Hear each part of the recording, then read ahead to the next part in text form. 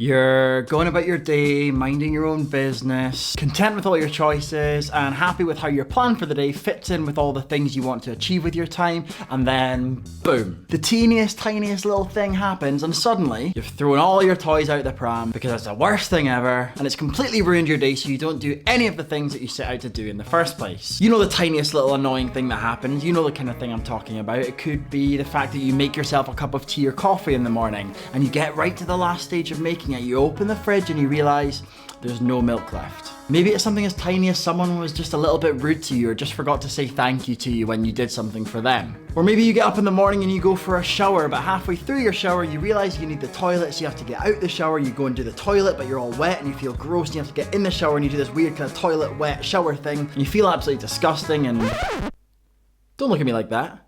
We've all been there. I do like to think of myself as a fairly positive person in general, fairly optimistic in general, but I am human.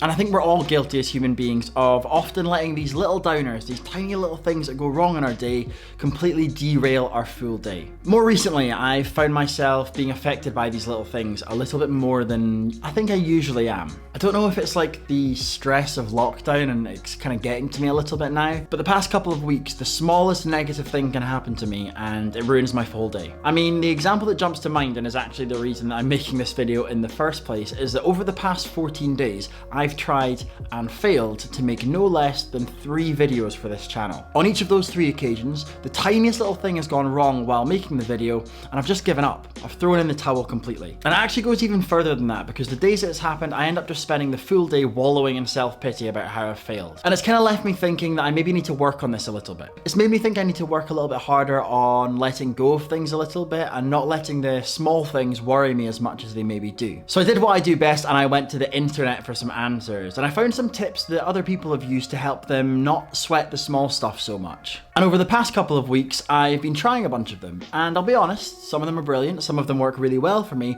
and some of them haven't. But I thought I'd take this opportunity, since I failed 3 times in the past 2 weeks to make a YouTube video, to share these tips with you, the ones that worked for me, in the hope that maybe at least 1 or 2 of them will help you out. If you haven't already, then make sure you hit that big red subscribe button for me down below. That way you don't miss out on any of my future videos as well. Alright, so I've got 3 tips for you. 3 tips that have been helping me over the past few weeks and that I'm definitely going to apply moving forward as well.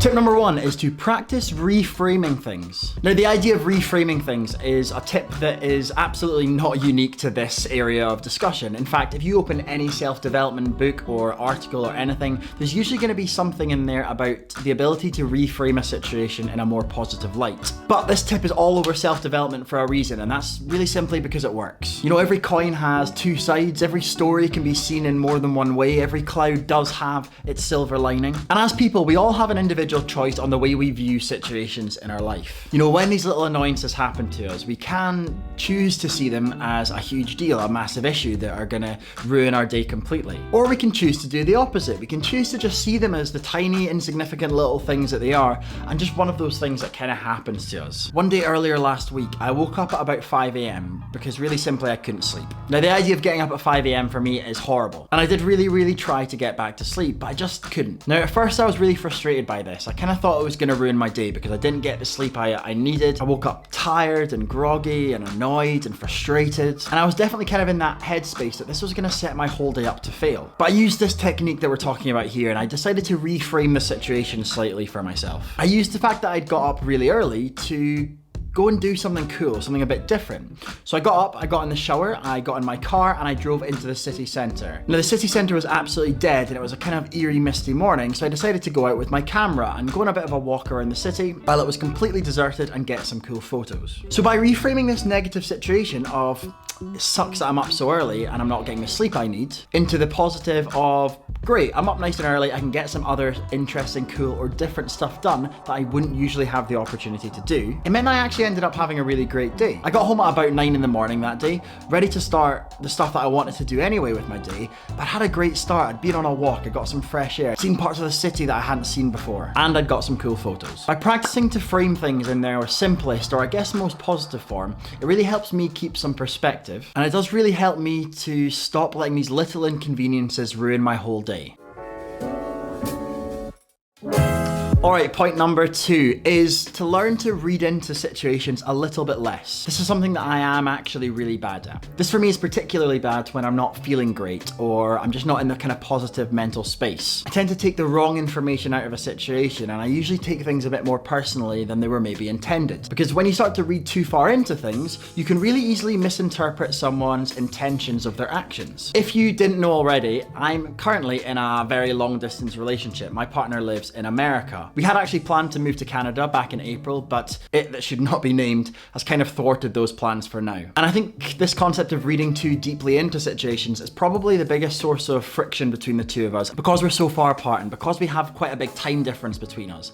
It means that our primary method of communication at the moment is text throughout the day. We FaceTime quite a lot as well, which is a lot easier, but when you're texting someone quite a lot, it's quite easy to get the messages mixed up a little bit. It's quite easy to misinterpret someone else's intentions. When I searched online for tips on how to not kind of sweat the small stuff, these kind of tips that I'm sharing with you here, I think the example that was used when talking about this tip, the idea of not reading too far into situations, was something along the lines of how you react when someone eats the last cookie without offering it to you first. It said that when we're in this situation when we're reading too far into something, we as people can turn situations like I'm upset because someone ate the last cookie without offering me one into I'm upset because no one here cares about my feelings. We maybe take it a little bit too personally, when the truth of the matter is, the reason for this is probably just that everyone likes eating cookies. So again, when you're in a situation where you're not sure how to react, or you think that maybe you're overthinking something, just take a step back and think to yourself,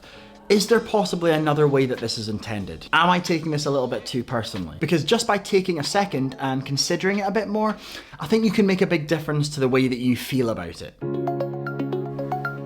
Alright, and the third tip that's helped me loads recently is this idea of letting go of your expectations. As I said right at the start of this video, I wake up all the time with this sort of plan in my head of how the day's gonna go. I'm ready and raring, I'm all motivated to be productive that day and do the things that I want to do, and how that day's gonna pan out, and you know what? It's great. I'm gonna do this, I'm gonna finish this, I'm gonna achieve this, I'm gonna talk to these people. And then as the day goes on, reality hits, and that's rarely how the day actually pans out. You know, things happen. Maybe I wake up an hour later than I intended to. Maybe for a bit I just get sidetracked by a different project than I intended to work on. Maybe I ran out of coffee beans for my morning coffee, and when I finally sit down at my laptop ready to do the work, I just end up replying to hundreds of emails instead. And before you know it, it's lunchtime, I've not even had a coffee yet, and I've achieved exactly 0 things ticked off my mental to-do list. By a mental to-do list, I mean the to-do list in my head, not like a crazy to-do list. Whoa, I'm a to-do list!